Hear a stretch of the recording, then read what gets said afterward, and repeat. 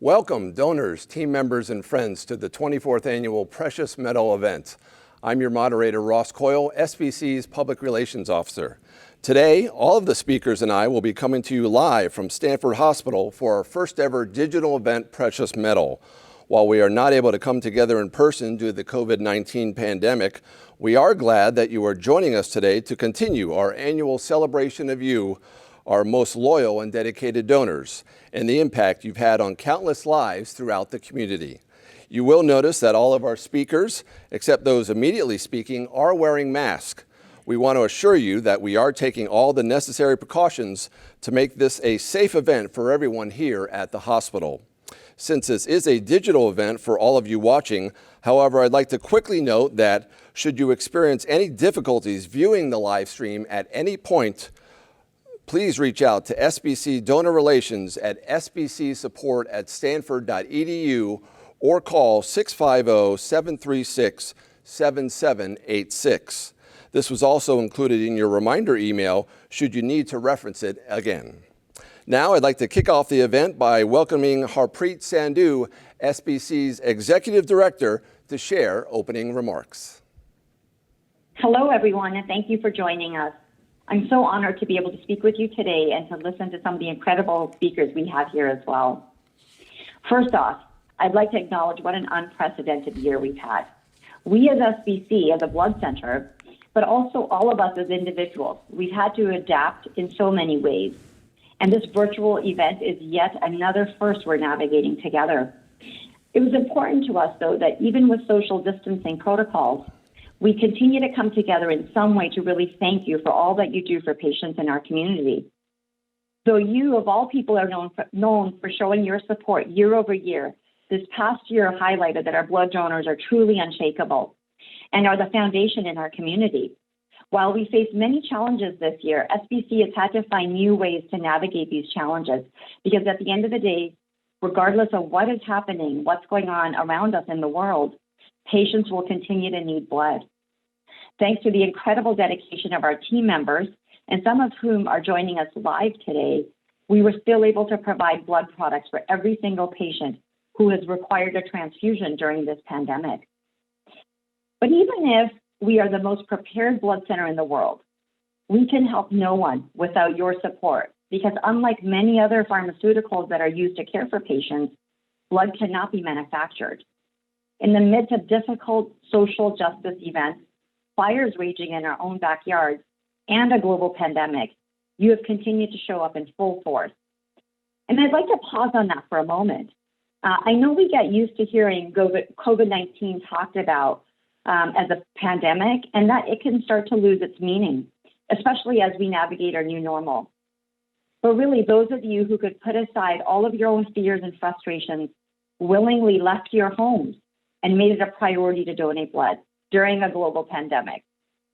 Thanks to your support, not a single elective surgery was canceled, and not a single patient was refused treatment due to a blood shortage at Stanford Blood Center. There are just no words to describe my gratitude. I'd like to take a step back, however, because those of you watching live today have all donated at least 100 times, which is just incredible.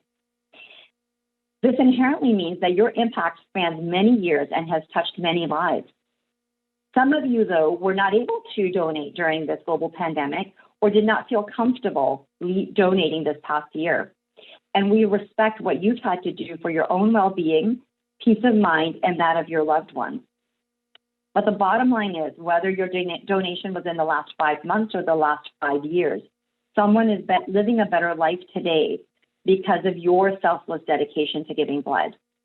And that really is the main takeaway, that you've all made SBC the rock that it is for our community. You've stuck by us, and through your generosity, made sure that Stanford Blood Center could continue to save lives, regardless of what type of year we were having. While there's no way to track down every single one of the individuals who you've supported throughout the years with us, our hope today is that we can shed a little bit of light on some of the things we're doing and have been doing to keep Stanford Blood Center the critical anchor that it is for our patients, and to remind you of just some of the ways that you've provided hope to patients when they needed it the most, and to their families. And while I'm reflecting on my gratitude for you, given that today is Veterans Day and Remembrance Day in Canada, which is where I'm from, I would be remiss to not include a special thank you to those of you who have served our communities and given even more to help their fellow neighbors, community members, and citizens. I'd like to thank you for protecting us. Before we fully launch into our program, I'd like to introduce you to one of the newest members of Stanford Blood Center and someone who's played a huge role in getting us through all of the challenges we've had in this past year.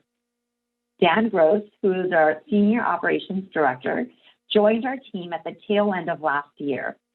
And though he had only a few months of quiet before he was faced with a new world of challenges that we at the Blood Center saw and had to overcome as a result of COVID-19, he has been innovative, responsive, and not only a tremendous leader, but a tremendous team player. And with that, I'd like to introduce you to Dan Gross. Thank you, Harpreet, for those kind words. It's an honor to be here with all of you today.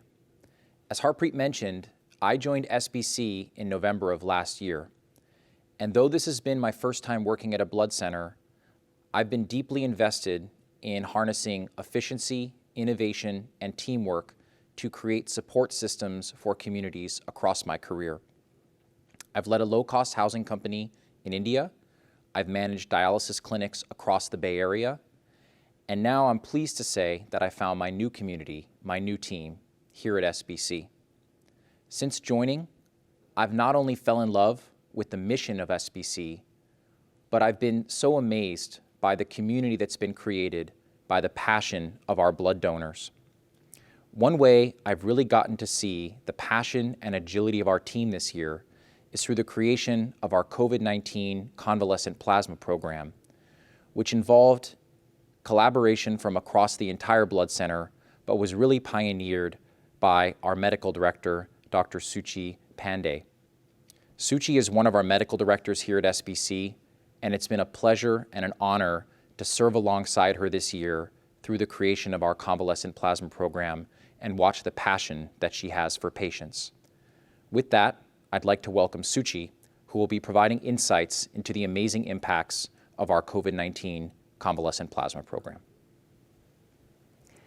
Thank you so much, Dan, for that introduction, and we are so grateful to have you on our team. I also want to thank all of you that are joining us this morning on our inaugural Precious Mettle virtual event. It is so important for us to thank you for your commitment and dedication to patients through your frequent blood donation. So thank you, and this event is for you. And today, I do want to speak about one of the ways Stanford Blood Center has helped battle COVID-19, and that is through our convalescent plasma program.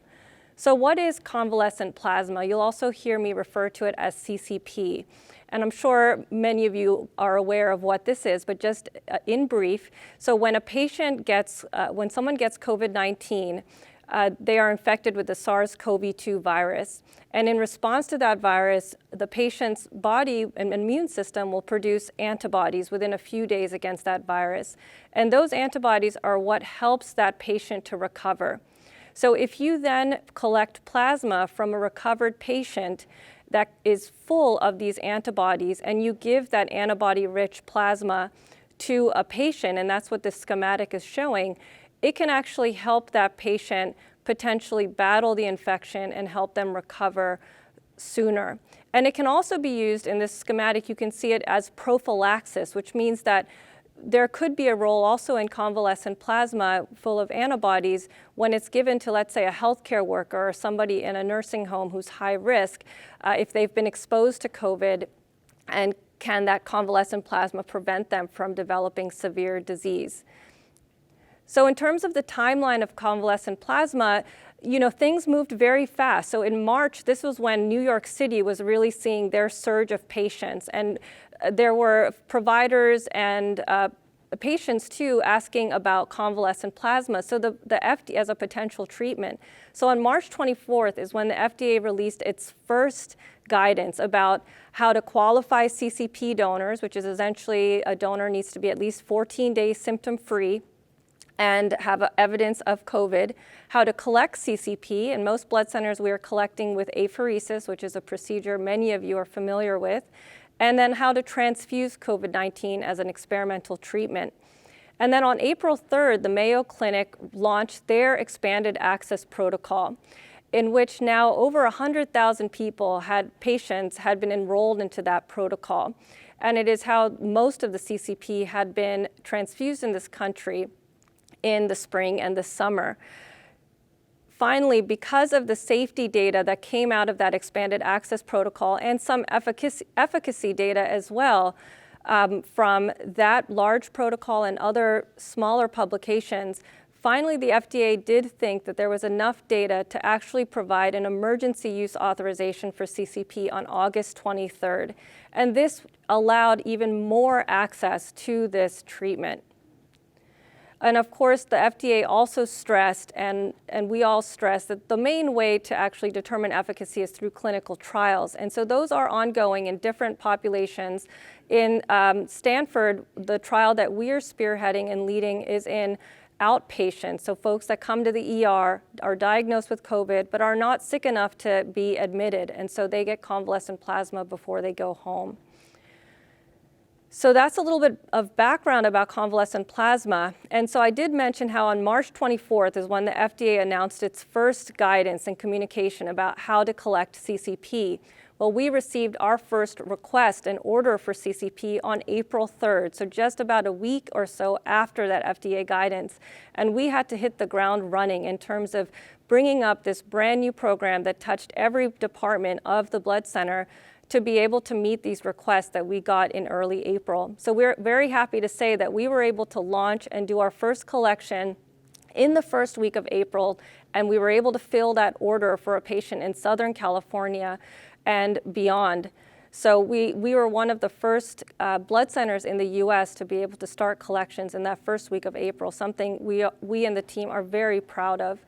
One of the keys to our success was our website that was created specifically for convalescent plasma, which you can see the screenshot here. This is what allowed donors that were interested, if they heard about convalescent plasma and wanted to donate, they went to this online form and filled out a quick survey. And so far, we've had over 2,200 people fill out this intake form. So that is incredible, the number of folks that have wanted to donate convalescent plasma, and many of them have now been scheduled and have donated. So other key aspects to our success in this program has been that our partnership, of course, with Stanford Healthcare and other local hospitals. So they have been referring recovered patients to us and allowing us to recruit new donors into the program.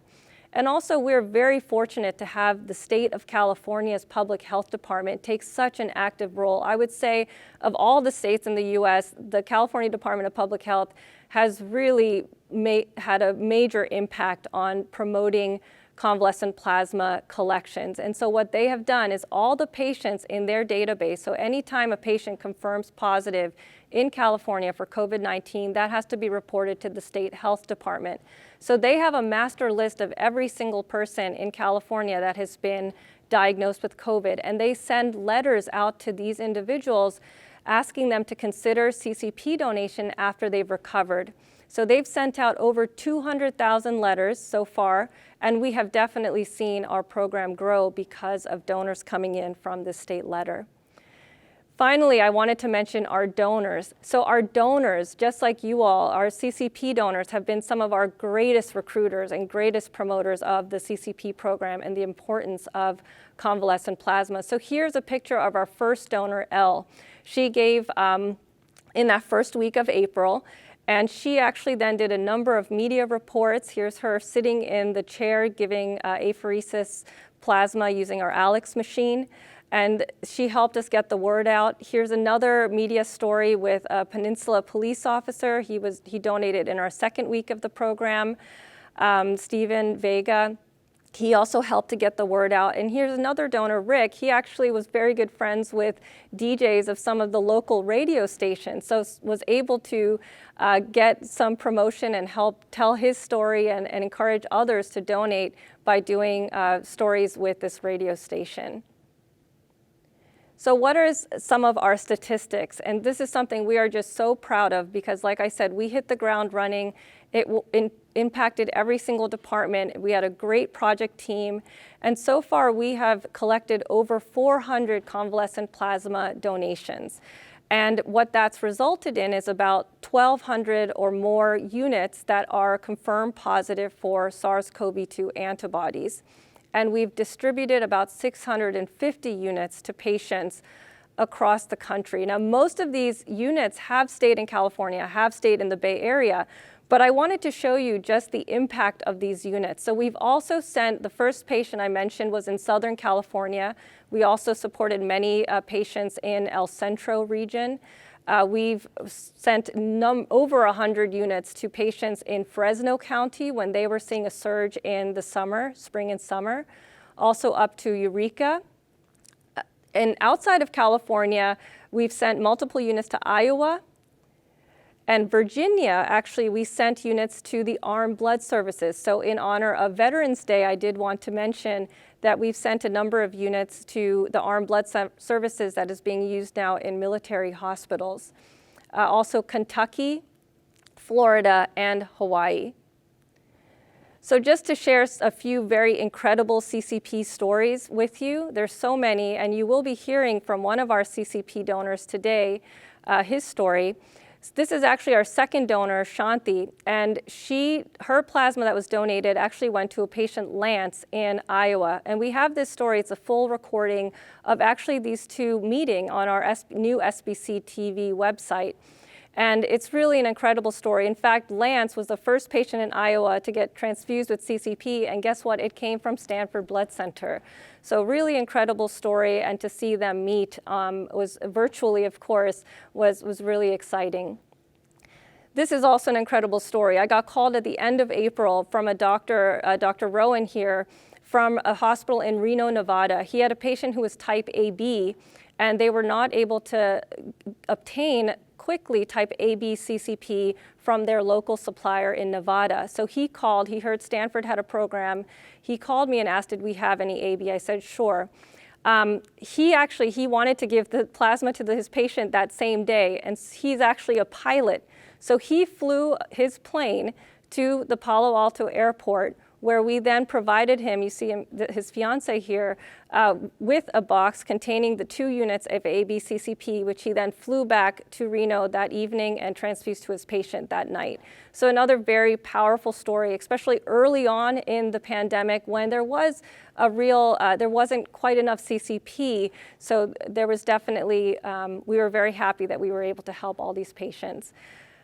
Finally, one last story to share is Evelyn's story, and the story about her dad. Her dad was actually the first patient at Stanford, a Stanford hospital, Valley Care, to receive CCP.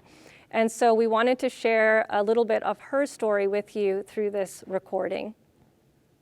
For my family, when the COVID pandemic started, we were afraid for my dad because he's 70, he's 69 at the time, 70 now.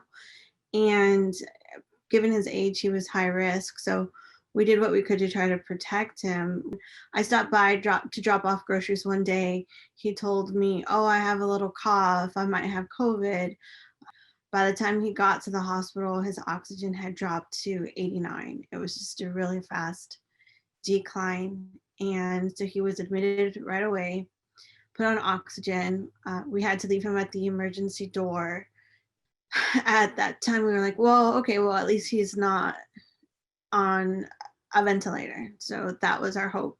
And then a couple of hours later, the doctor called me and said, now we have to put him on a ventilator. And so throughout the week, his stats would just go up and down. It was a roller coaster ride, just up. And then especially at nighttime, everything would just crash. And then I had heard about convalescent plasma.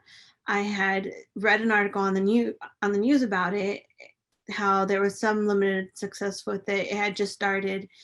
And so I started to research if this was something I could get from my dad. And my dad's doctor, they started working on it right away, getting the protocols in place, ordering the the convalescent plasma that they did have available, which was super fortunate. I mean, and within 24 hours of reaching out to the Stanford researchers that were looking into this, my dad was delivered the convalescent plasma. My dad was in the hospital a total of 61 days. He was a pretty severe case, and some of the damage that COVID had done still needed to be reversed, such as the kidney damage and dialysis and some of the heart problems that he started to have. But he made a full recovery, and we are just so thankful to Stanford, to the donors who just took the time to go donate. I mean, it could have been an hour of their time, and it turned out to years for my dad. So I just want to say, that we're really thankful. We feel really fortunate to have been able to be a part of this and to have received the kindness of a stranger. Up next, we'll be playing a video called #WhyIDonate, which was filmed before the pandemic. As we've said countless times, often your own personal stories and the example you set as donors are the most powerful inspiration for new donors. All of us give blood for different reasons.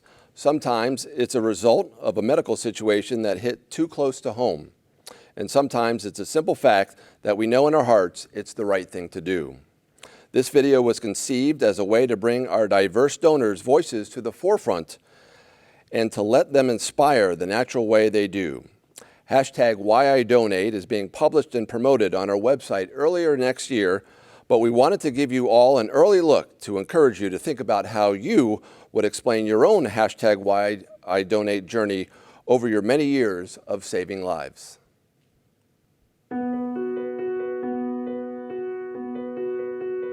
I've been donating blood since I was about 20, 21 years old. And I did it because I wanted to give back to the community, do a little bit more. Blood donation is such a surefire way to impact someone directly. The contribution for giving blood probably outweighs any sort of contribution you're going to give in your life. I know that by donating my blood, I can make a huge impact on someone's life and the lives of all the people that love them. I became a regular donor because what seemed to me to be a minor inconvenience, just an hour out of my day, could literally be the difference between life and death for a patient. My inspiration for donating blood is basically my contribution of saving lives. I really get connected to the fact that my contribution of blood and platelets is really changing somebody's life or actually providing a life for somebody. 2 years ago, when a friend of mine was diagnosed with leukemia, I didn't realize until then how much he was dependent upon the donors of SBC. It really started with my son being born in the Well Baby Nursery in Stanford Children's Hospital. He spent about 10 days there going through some minor complications, and I really was motivated at that point to make a difference somehow. You ever had that family member and you wish you could help them out? And I felt donating platelets was something that I could give to them. It might not go to them directly, but it can help save a life. The reason I got involved in donating blood is because my daughter Ava was diagnosed with cancer in 2005. She went through hundreds of blood transfusions in order to get through it. If a little girl can go through all of her pokes and draws and infusions of blood, we can surely handle 20-minute blood donation.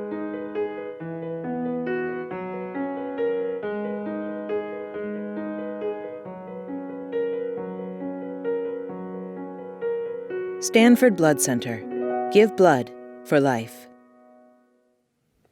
Thank you to all those donors who took part in the video. As we heard from Dr. Suchi Pandey, our convalescent plasma program has been a really important part of our support for our community during the pandemic. Our next speaker, Andrew Armstrong, came to SBC this year as a convalescent plasma donor as a way to give back after his own battle with COVID-19. We are grateful for his incredible support this past year and his presence here today. Welcome, Andrew. Thank you, Ross, for the introduction, and thank you to the Stanford Blood Center for having me here today. It's truly a privilege to be part of this event, and I'm humbled by the dedication of this milestone donor group and grateful to be a small part of this program. I was asked to speak today about my experiences with COVID-19 and how that journey led me to become a convalescent plasma donor and hopefully a donor for many years to come once this pandemic finally subsides. My name is Andrew Armstrong and I'm 39 years old. I live in San Mateo, California with my wife and my young sons who are 7 and 4 years old. My donor story begins roughly 8 months ago in a world that seems a lot simpler than the one we're living in today. At that time, coronavirus was something that had just started hitting home, as opposed to being a scary but distant threat that was looming a half a world away. The NBA had ceased operations, local schools and little leagues were beginning to shut down, and even Tom Hanks had come down with this mysterious new virus. It was Saturday, March 14th, and I was just finishing up a rather uneventful but productive day of organizing my garage. I just finished up my work and I was going inside to join my family for dinner when I started experiencing the chills. I was wearing a sweatshirt already and I looked at my 2 young sons who both had t-shirts on. So I asked them, I said, "Hey, are you guys cold?" And they looked at me, no, shook their heads, and I didn't think much of it, just kept along with my dinner, thought I'd be better.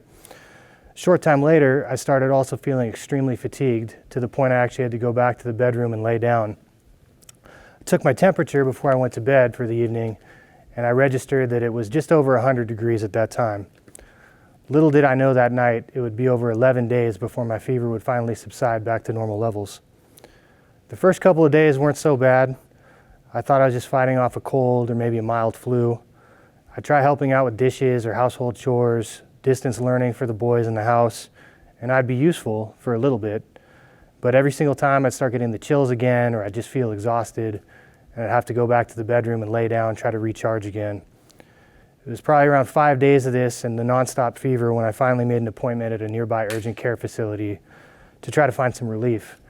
Ironically, I'd been putting off this appointment precisely because I was scared that by going to a doctor's office, God forbid I might come in contact with someone who had COVID-19. So at that appointment, I was given a standard flu test, which came back negative. The doctor also saw no signs of an ear infection or sinus infection. So at that point, based on my temperature, which that day was 101 degrees, he told me I should probably assume I was ill with coronavirus. It was at that point that fear started to creep into my mind a little bit. Largely due to the shelter-in-place orders that had just gone into effect at that time, I thankfully hadn't been in contact with anyone outside of my household since I'd fallen ill. However, I hadn't been quarantining myself at all for my wife and my 2 boys.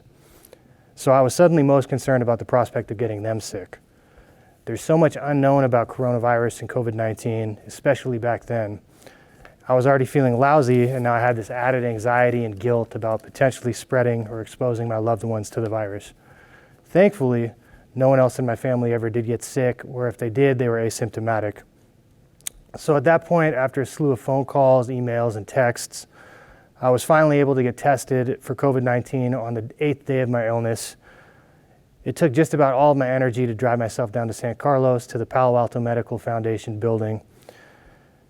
Initially, when I got there, it looked like I'd be unable to still get tested due to my, we'll call it relative youth, and a lack of any underlying health conditions. However, because my fever was still over 100 degrees and my blood oxygen level was at 93%, they did decide to administer a test and a chest x-ray at that time. It would take another week to get my results back, at which point I was able to finally verify that I did in fact have COVID-19. A couple of days though before I got that result back, my fever mercifully receded and I slowly started feeling better. In retrospect, I had what would probably be classified as a mild or maybe a moderate case. I was never hospitalized.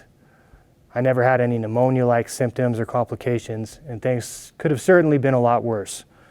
However, at that point, the seriousness and severity of COVID-19 had become extremely real to me. Over the course of my illness, I lost between 15 and 20 pounds, likely due to the fever that was constant and a lack of appetite. And even once the fever went away, it took me several weeks to really get my energy back to what were my normal levels before I'd been sick. I was an athlete in college, and I've remained active in recent years.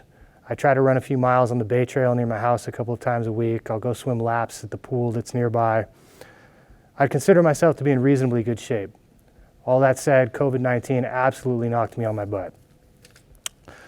Perhaps it was because of the delirium from the constant fever, But over those last few days of my illness, before I finally started to recover, my mind started going to some pretty dark places.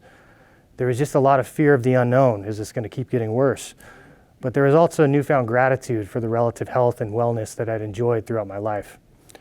So from the day I started feeling better, that combination of fear and gratitude drove me to start looking for ways that I could fight back at the pandemic in any way that I could. While I was sick, I'd spent a lot of time in bed. I watched a ton of Netflix, countless bad movies, the entire Tiger King documentary miniseries, but I also watched the news quite a bit. And it was through watching the news that I first started to hear about convalescent plasma. So throughout the month of April, I was reaching out to large organizations like Vitalant, the American Red Cross, and I was trying desperately to get approved to donate. While in fairness, everything about coronavirus was very new at that time, my recollection of those moments was feeling really frustrated by just bureaucracy and an inability to actually talk to anyone, going through online forums, but not really making any progress. It was at that time that I came across the Stanford Blood Center. I was on the American Association of Blood Banks website, and they had an online listing of all the convalescent plasma donation locations throughout the country. So I called what was then, I think, a brand new special donations number for Stanford Blood Center, and I was thrilled when a live person picked up on the other end and I was able to speak with them. Through the course of that conversation and subsequent emails, I was approved to donate. And I went to the Hillview building for the first time in late April, where I was able to donate my first convalescent plasma donation of 4 units. The first donation was a little bit nerve-wracking for me. I'd only ever donated blood in my life maybe 2 or 3 times. I have admittedly a small fear of needles, and just the tubes and machinery, you've got blood going in and out of your body. It was a little overwhelming at first, to be honest. However, the friendly staff put me at ease throughout the process. I'll give a shout out here to Grace and the team of nurses at the Hillview location. They're all absolute pros. Every time I make a donation, they make it an enjoyable process, so thank you guys. I discovered the post-donation snack table at my first donation. The cookies and Rice Krispie treats are always a highlight for me every time I go. But at that first donation, I had a lot of questions about antibodies. I had questions about plasma, just the process in general. I was really impressed that Dr. Pandey took the time to come actually meet with me after my donation to answer them. While I don't know specifically who my donations go to, knowing what cities or regions they're going to, knowing how convalescent plasma potentially helps people in the recovery process, seeing all the things that Stanford Blood Center does to track antibody levels in their donors, and try to validate the efficacy of plasma at a more broad level, all of that made me feel very good about the cause I was donating to. Since that first visit, I've now been back 7 times to donate convalescent plasma, and I'm also enrolled in a couple of different antibody studies through Stanford as well. I feel very fortunate that my antibody levels have remained high all these months later and that I've had the ability to continue donating. However, I also do know that at a certain point I will be ineligible or unable to continue donating when my antibody levels ultimately drop. So on that note, on a recent visit, the phlebotomist greeted me and asked me the usual question of which arm would you like to use to donate today? I have seriously asked her, hey, should I be rotating arms because I don't want one of my veins to wear out from all these donations? And she actually laughed, and that's when she told me about some of the many examples of people like all of you out there who are listening today. Individuals who have come in to donate not just dozens, but hundreds of times over years and even decades. From plasma to platelets to whole blood, individuals who keep coming back, selflessly giving to a greater good over and over and over again. It was inspiring to hear about then, and it's still inspiring for me as I speak about it right now. I've had an opportunity to educate myself, not just on convalescent plasma, but on all types of blood donations to learn how critical the need is now in so many areas. I've heard and read stories about how donations are used to fight and survive cancer, chronic diseases, or traumatic injuries. In a world where we're increasingly polarized and divided, and we all too often only look at things through the lens of how they'll impact us, there's something very pure and wholesome about this group I'm speaking to today. To literally give something of your own self for the benefit of others, these individuals who you'll likely never meet, it's truly a beautiful thing. I know from my limited personal experience thus far, I feel energized every time I finish a donation. Even with the uncertainty around the efficacy of plasma at this point, donating gives me a little sense of control over the outcome of the pandemic at a time when things can often feel helpless. So when that day comes that I will no longer have antibody levels that are sufficient to continue donating as a convalescent plasma donor, I know that won't be the end of my time with Stanford Blood Center. The loyalty and the dedication of this group, all of you that I'm speaking to today, motivates me to continue helping in any of the many ways that I can through blood donation. So thank you all for being who you are and doing what you do. I'm very proud to be a donor, and I aspire to follow in the footsteps of all of you. Thank you again. Thank you, Andrew, for that powerful message. We certainly appreciate your time today. Up next, I'd like to welcome our next speaker, Katie Crane. Though Katie has been a blood donor for years, blood donation took a whole new meaning when her young daughter was diagnosed with cancer last year and required transfusions of her own. Thank you for your courage in sharing your story. Welcome, Katie. Hi, thank you so much for having me. Tomorrow marks the 1-year anniversary of the worst day of my life. We were sitting in an ER room at the Stanford Children's Hospital trying to figure out why my 5-year-old daughter Hadley's foot was hurting. She was limping after months of increasingly worse leg pain. A few weeks earlier, her pediatrician had said it was just growing pains, and when I Googled her symptoms and I saw the word cancer, I just closed my laptop because everyone knows you should not trust Dr. Google. When Hadley asked to use a wheelchair at school, we went back to the pediatrician a second time, and the x-ray was fine. A blood test showed she might be a little anemic and there was some inflammation. The doctor said it still might be growing pains, but suggested a referral to a rheumatologist. And I joked, as long as you don't send us to an oncologist. And instead of laughing, she just said, hopefully not. I didn't know that oncologists were about to become some of my favorite people. The next day was Halloween, and I watched Hadley struggle to keep up with her friends as they trick-or-treated. We ended up just pushing her in a stroller door to door. We finally got scheduled to see a rheumatologist, but the appointment wasn't until 3 months away. So the pediatrician suggested we could give her Motrin every day for the pain, and I said there was no way I would put so many drugs into her little body, and I had no idea what was coming. On Tuesday, November 12th, 2019, Hadley's school called me and said she had fallen and was crying and saying that her foot hurt. I rushed over, I picked her up, I carried her to the car while she was screaming that her foot felt puffy. I took off her shoe and she was grabbing frantically at it, but it didn't seem swollen, so I just gave her a dose of Motrin right there in the car, and I drove her to the clinic. After a quick stop there, the doctor told us to head to the emergency room at Stanford, that they were going to be waiting for us. Hadley cried in pain as we drove the few miles. We were brought to a room and they wanted to start an IV and do more blood work and said they would check if it was rheumatology related and hopefully rule out cancer. A few hours later, another doctor pulled me aside and asked if anyone had mentioned the possibility of cancer. I think they mentioned that word 4 times by that point, but it wasn't sinking in.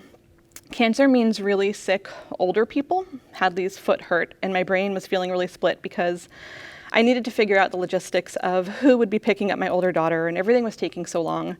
The word cancer didn't make any sense at all in the context of my life. And why would they even say the word cancer? My kid was not even sick. Something was just really wrong with her foot. As the hours dragged by, we were left wondering what was going on. At midnight, a nurse said someone from the oncology department was coming in to speak with us, and I still did not realize at that point what was going on, but at least the morphine was working and Hadley was not in pain and was sleeping. And then the door opened and I met an oncologist for the first time. She told us that Hadley had leukemia, but they weren't sure which type yet. I remember I was crying so hard that I was ushered into another room. I remember being aware that I was the inconsolable mom that you might see in a movie and feel pity for. The oncologist stayed for a while and explained that Hadley would probably have a good prognosis because leukemia is very treatable. And I suddenly became really worried about this stranger in front of me. What an awful job, I told her, having to give parents news like this and being part of their worst days. I felt so concerned for her, thinking about all the trauma that she has witnessed, and I still wonder what happened after she walked away. Did she have time to take a break and talk to a colleague about how much she hates this part of her job? Did she cry to someone when she got home and collapsed into bed? I don't yet know how to thank her for the grace that she showed me in that terrible moment. The next few weeks were the most completely surreal experience ever. We were in amazing hands at Lucille Packard's Children's Hospital with nurses who explained everything patiently to me after doctors used so many big confusing words. We learned Hadley has acute lymphoblastic leukemia and her prognosis is incredibly good, but her treatment plan is 2.5 years long. Leukemia is a blood cancer, and it means there were abnormal white blood cells multiplying out of control and accumulating in the bone marrow where they were growing. It was definitely not typical childhood growing pains. She had been feeling the pressure of those overcrowded leukemia cells expanding inside of her foot bones. I look back at pictures from our visits to Gilroy Gardens and the boardwalk, where she insisted on sitting in a stroller. I thought she was just feeling lazy. The month prior to being diagnosed, she reluctantly walked 5 laps in her school's walkathon. I stood there and I watched her limping around the field. I know there's no way I could have known she had cancer, but the fact that she was powering through the pain while I was watching obliviously will haunt me forever. We quickly got used to hospital life. We signed up for a new clinical trial. We signed 1 million different consent forms. We made decisions about things that would be happening months from then.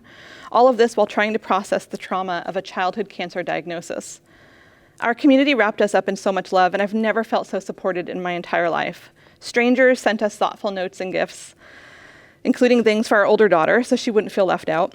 Meal trains and a fundraiser was set up to help us. Family did our laundry. Friends took turns hosting sleepovers and keeping our 9-year-old entertained. And my coworkers decided to donate blood in Hadley's honor for her 6th birthday. They wore cat ear headbands since Hadley is obsessed with cats and has been wearing her cheetah ear headband for years. So far, Hadley has had 10 blood transfusions.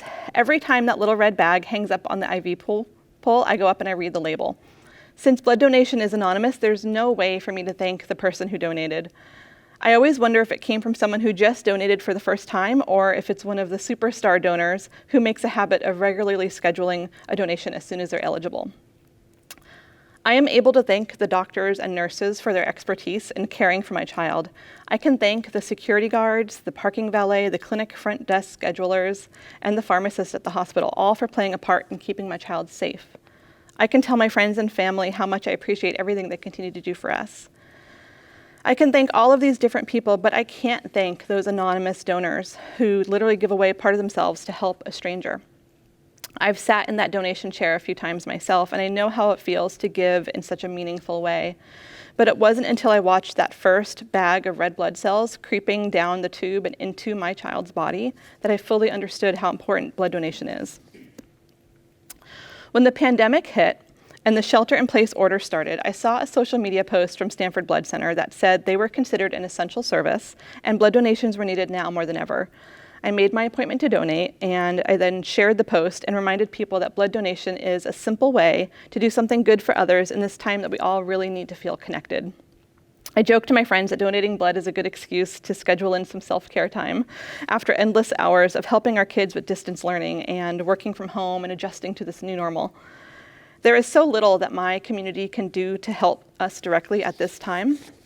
I feel such a stark difference in the support that we had before and after COVID. We are reminded to look to the helpers in times of need, but in the middle of a global crisis, it's harder to pinpoint who can help when so many are struggling right now. Thankfully, blood donation continues to be a way that we can give back to those in need. The next time you sit in that chair and you feel that needle enter your arm, I hope you know that there is someone sitting in a hospital who wishes they could thank you. I'm so glad I have this chance right now to share our story and express my gratitude to everyone who is watching. Thank you. Thank you, Katie, for that heartfelt message, and I'd like to offer our sincere wishes for peace and healing to your family. Thank you. Thanks for joining us today. Next up, we'll be playing a pre-recorded video of a speaker who, though watching live, is unable to attend in person as she lives all the way in New York, where she is working to make a tremendous impact in patient care as a result of her own experiences as a patient here at Stanford. Thank you, Nicole Porto, for being part of this event. Hi, everyone. My name is Nicole Porto. Thank you for having me. It's truly an honor to share my story with you all. In May of 2013, I was living in New York City and thriving in all aspects of my life. Physically, I was training for the Brooklyn Half Marathon and felt extremely strong. Socially, I had a fantastic group of friends, and professionally, I was chasing my dreams, working in marketing and social responsibility. A few weeks after running the half marathon, I began to feel excessively tired, but I chalked it up to the long hours spent preparing for an industry event that happens every year. A few weeks later, at that industry event, however, I also began to bruise easily and massively. I would sit on a chair and my leg would bruise. I would hold a purse on my shoulder and my shoulder would bruise. And it was frightening. But even then, I didn't imagine the worst case scenario. A few days later, I traveled to Fremont, California to visit my family. And at urgent care there, my blood results showed that I had dangerously low platelet red blood cells and white blood cell counts. I went directly to Stanford's emergency department where I was diagnosed with aplastic anemia. Aplastic anemia is an extremely rare blood disease in which the bone marrow is unable to produce enough healthy red blood cells, white blood cells, and platelets. It was extremely difficult for my family and I to comprehend the complexity of a bone marrow disease, particularly because it wasn't cancer. And I was grateful that it wasn't cancer. But in a lot of ways, I was treated like a cancer patient. And it took a long time for us to grasp the magnitude of it all. I still remember the day when it sunk in for all of us that it was truly a matter of life or death. The doctors told my family and I that a bone marrow transplant is the only cure for aplastic anemia. And that would take months of preparation on my part and the part of the donor. In the meantime, I would rely on transfusions to keep me alive, to keep me fighting. For 6 months, I went to Stanford's Cancer Center every other day to receive red blood cells and platelet transfusions. They would last from 4 to 6 hours. And because the doctors were worried that I would have an allergic reaction to the products, I was given an intravenous dose of Benadryl, which left me feeling like I was in a constant haze. Over time, it became increasingly difficult to remain positive, to keep hope alive. I'm fortunate to have a loving and supportive family who was by my side the entire time. And another factor in me staying positive had to do with my frequent transfusions. When it comes to blood products, I looked at those bags of blood like they were my lifeline. Every day that I received them, I was so grateful and relieved because I knew that they were my medicine. They were keeping me alive, waiting for my cure. Getting blood products became a tangible source of hope. They were my little bags of life. I also always looked forward to getting my blood results back after transfusions because those results showed me whether I would live or die, whether I had made any progress. In December of 2013, I received my bone marrow transplant, and it was an equally exciting and terrifying day. I remember seeing that bag of marrow hanging from my IV pole, and my family and I just started crying because that bag had taken on a new meaning. It really was my new life. My recovery process wasn't as simple as we had hoped. I suffered a few complications, which left me reliant once again on transfusions. But finally, a year and a half after my transplant, I was told that I was healthy and I could pursue a normal life again. However, after putting my life on pause for so long, I realized that the life that I thought was waiting for me didn't make sense anymore. I felt extremely unlucky and alone. I had a lot of difficulty connecting with even those closest to me. I was depressed and overwhelmed. I knew that I needed to create a new path for myself, one that made meaning out of my struggle. Due to the frequency of my transfusions, I was in the cancer center and met a lot of wonderful people. And one of these people was a social worker who introduced me not only to a trauma therapist, but to Stanford's Patient and Family Partner Program, which I became heavily involved in. This program was designed to give patients and family members the opportunity to tell their stories and represent the patient voice to hospital staff. I got to tell my story and so many different aspects of my story to staff from various departments and to let each of them know the role that they played in my healing and recovery. It was incredibly special. And through telling my story and seeing the opportunity for improvement, I discovered my new path in life. I discovered my new purpose. I was now going to do everything that I could to make things better for other patients. So it seemed that Stanford's healed me in multiple ways. In 2017, I moved back to New York City, where I currently live and work in patient experience for the Mount Sinai Health System. In my new role, I've been able to create a patient and family partner program modeled in the likeness of the program that I credit with jumpstarting my new life. I get to work with patients and family members and help guide them through crafting and telling their stories to hospital staff, to motivate, teach, and inspire them, to help reinforce and encourage the behaviors that make an impact in their lives. And it's so incredibly important for patients and family members to share these stories with frontline staff who's caring for them directly.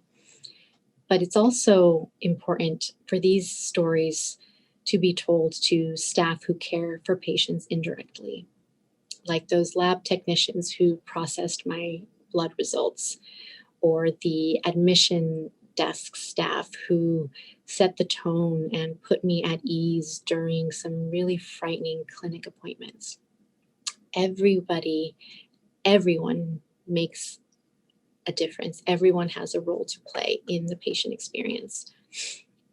And in that same vein, all of you here today, you may not have cared for me directly, but through the act of giving blood, you've all helped save my life.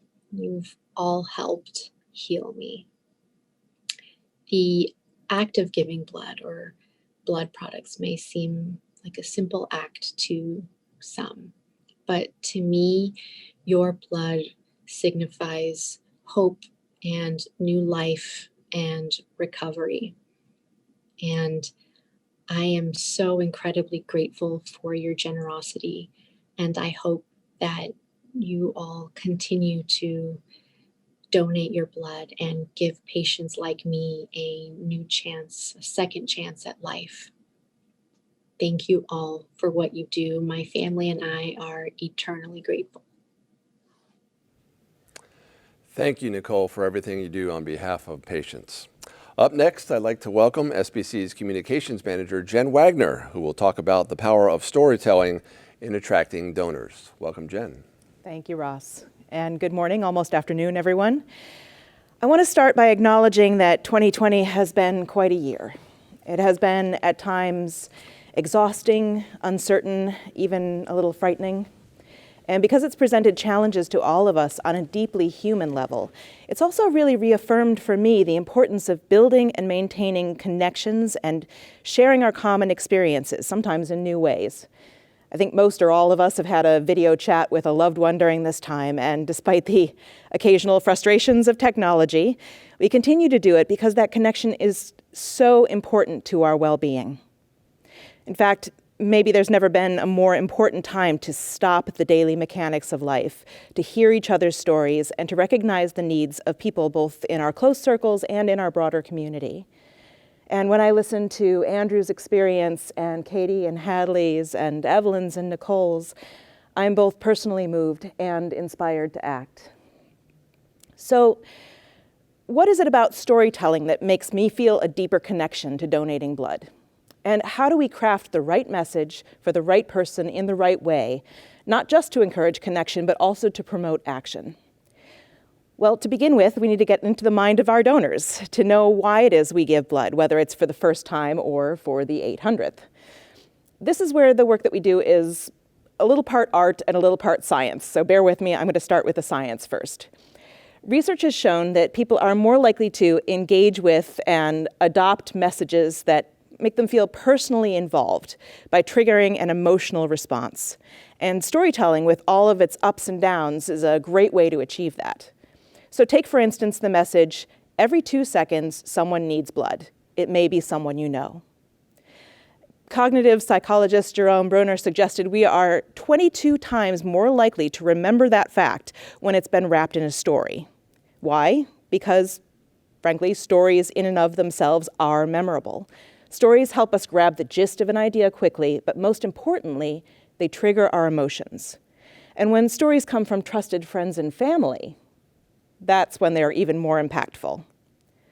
So here are just a few stats to show you what I mean. My favorite of which is really the last one, which is that people referred by a friend to try something new are 4 times more likely to act than those without a friendly recommendation. And they have a 37% higher retention rate. So not only are they more likely to donate because you asked them to, they are more likely to continue donating. This year, SBC had its opportunity to do its own research, and we partnered with the Stanford Design School on a 3-month-long exploration into the donor experience, during which we conducted donor interviews, ran exercises, and performed testing with a range of donors to better understand both their motivators and their obstacles to donation. We even replicated the experience of a first-time donor by trying some activities a little bit outside of our comfort zone. There's a picture here of one of my colleagues trying indoor skydiving for the first time as part of this experiment. Tim, that's dedication. And out of all of that research, really one of the biggest takeaways for us was that there was a significant disconnect between potential donors and people with prior donation experience. So do this with me. Try to remember your first time donating. And you may recall not being certain of what to expect.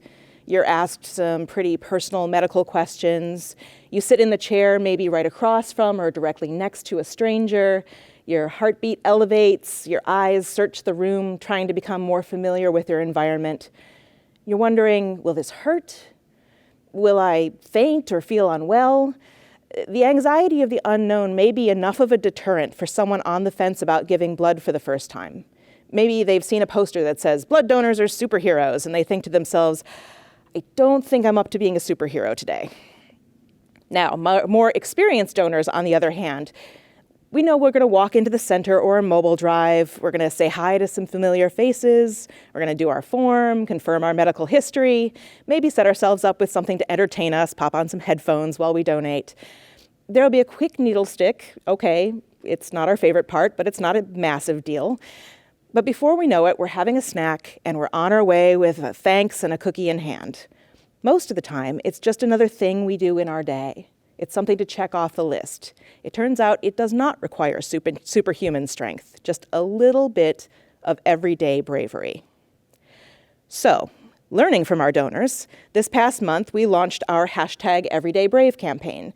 This was to encourage donors to use their own experience in telling friends and family to give blood. And we are very pleased to report that even in this very difficult time, the campaign was a success, and it exceeded our expectations for engagement. And the mask giveaway was a hit too. And for anyone who wasn't able to get the mask during the campaign, by popular demand, the mask will soon be available in our donor loyalty store. So you can still snap that photo of yourself in the mask and help spread the word. And really, it doesn't stop with one campaign. This month, we're sharing our hashtag #WhyIDonate video, which you just saw, along with some additional clips, and that will be ongoing for a while. And we're collecting even more stories from our donors to help inspire others. You can actually submit your own hashtag #WhyIDonate story on our website. Please just visit stanfordbloodcenter.org, and you can see there, click on the SBC Stories tab, and it's right underneath there under Share Your Story. So, now that we know a little bit about the science behind storytelling and motivation, this is kind of where the art and really your part in all of this comes in. It's not just about telling friends and family there's a need and they should go donate. It's about telling them why it's important to you. That's really where the magic happens, and it only takes a few words to accomplish. So you may be thinking, Jen, I am not much of a storyteller. I don't even know where to begin. No problem, I've got you covered. So let me give you an assignment. There's an old writing exercise that's widely attributed to Ernest Hemingway, though there isn't a lot of evidence to support that, which involves trying to distill your story into 6 words. It's something of a poetic form. I'll give you mine as an example. Because my son has a mother.